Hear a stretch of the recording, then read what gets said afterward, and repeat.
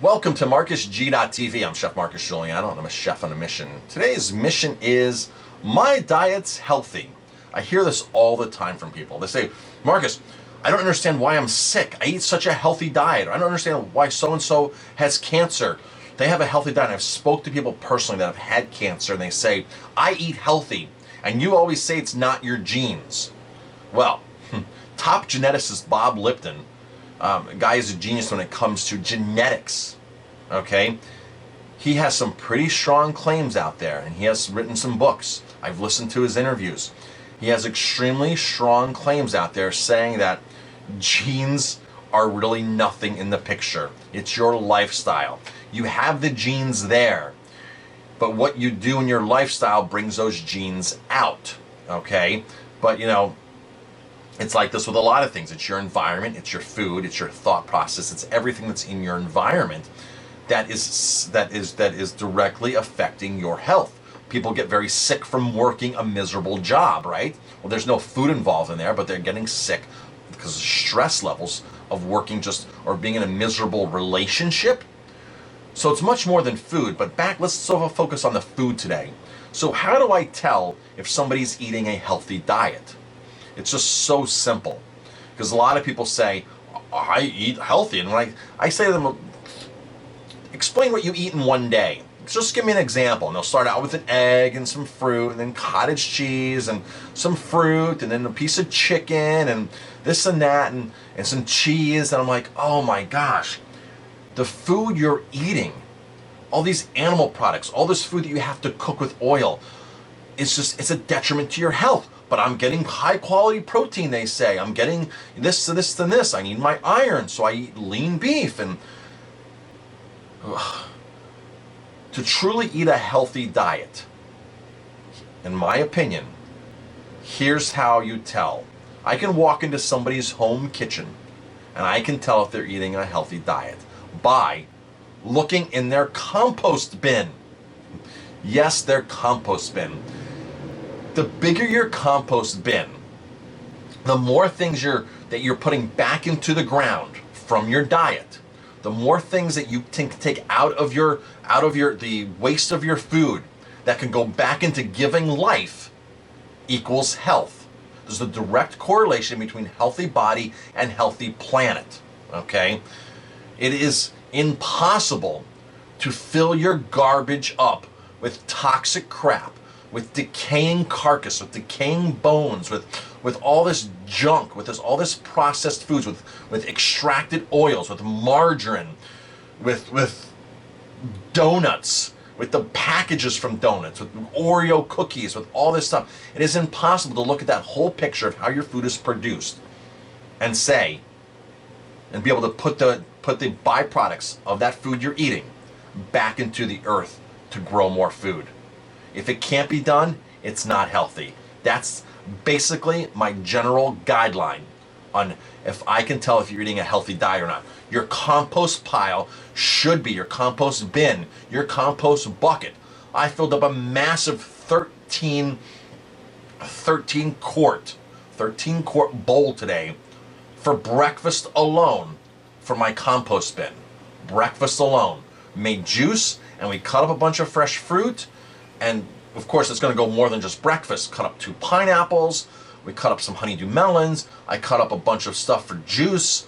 And all that went into this massive bowl that I'm going to compost. Now, some of you might say, well, I can't compost near me. I live in the city. I don't want to put this stuff out in my yard or this or that, which is fine.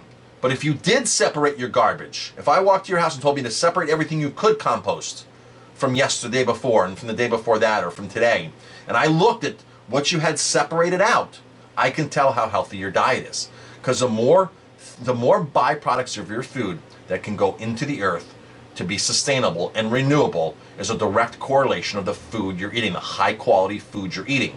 You can't put chicken bones back into the earth, okay?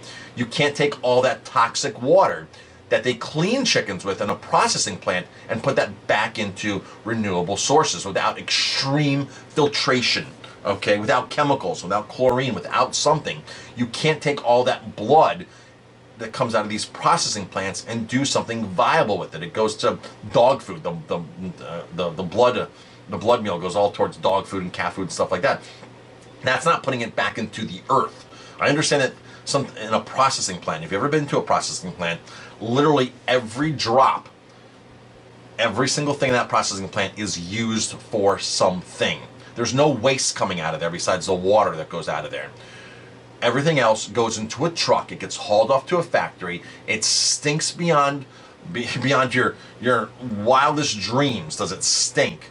The innards, the offals of everything inside those cows and whatever the pigs, all that manure, it's disgusting. But it gets recycled and put back into pellets, into makeup. The pellets are for animal feed. The makeup goes on your face. It's not going back into the ground. It's not going back to nature, where our food should be going, our byproducts should be going. So if you have a degenerative disease, if you have cancer, if you have something, or if you're concerned about your health, grow your compost pile. Make your compost pile the highest priority. So when you go shopping in the store, if you're going to buy organic, let's say organic beans, don't buy organic beans in a small bag. Buy a paper bag of organic beans. The larger you can. Go to a health food store and go to the bulk section and buy bulk products. Go and buy potatoes that are out of a bulk bag, okay, where you pick them instead of buying small little plastic 5-pound bags. As all that packaging makes a huge difference. If you want cookies, you bake your own cookies. You don't go buy cookies that are packaged in plastic containers and styrofoam and whatever there is. Now, a lot of this stuff is recyclable now, but recyclable is sometimes very misleading. I have several videos on my YouTube channel about recycling, and sometimes recycling can be a total scam. It's just separated. One of my very first times that we started recycling at the restaurant, they told me to take all of my shredded papers and put it into a bag and put it into the recycle bin. So my response was, well, why does the shredded paper need to go into a plastic bag or into some kind of bag in the recycle bin? They go, so it doesn't blow around the landfill. I said, landfill? I thought I was recycling. I thought it was going back to more consumer products. And it's just not the case. Things don't go back to consumer products. So you might think you're recycling and doing the right thing. It's just getting segregated in the landfill. Chances are is what could be happening. Not saying that it won't get recycled, but that's what could be happening. Just segregation in a landfill. And I was shocked. I said, "What do you mean? It doesn't blow around the landfill, so it stays there, and we can keep it all stuff together." I was like, "This is such a scam, right?" So at my restaurant, we really devote ourselves into reusing products. When we can buy something and reuse it, so we'll buy certain things. If we can buy a vodka bottle with a flip top, like those Grolsch bottles. If we can buy something with a flip top and we can reuse it, we do that. We save a ton of glass jars. When glass jars, we buy our honey in glass. We buy sometimes our jugged wine in glass. We save all these glass containers, and then I put an email out to my customers and on our Facebook, hey, does anybody need beautiful green gallon glass jars, growlers? Does anybody need this? And people start raising their hands saying, yes, I'm making honey, I'm making mead, I'm making wine, I'm making cider, I'm bottling this, I have maple syrup that I need to package. And we give all that back to people that are actually reusing it as opposed to recycling it. So, I know this isn't a recycling video, this is a video on how can your diet be healthy. But really, for your diet to be healthy, your mind has to be healthy. And if your mind is healthy and conscious, you're gonna look at the whole picture. Okay, you're just not going to look at a piece of food and say, okay, this is this many grams of protein, this is this many grams of calories of fat. You're going to look at the whole picture for true health and say, okay, Mother Nature, the land around me, renewable sources, positive thinking. Being healthy is a whole picture. It's not a silver bullet. It's not being able to buy a packaged diet shake and saying, this is me being healthy. Okay, that's not the whole picture.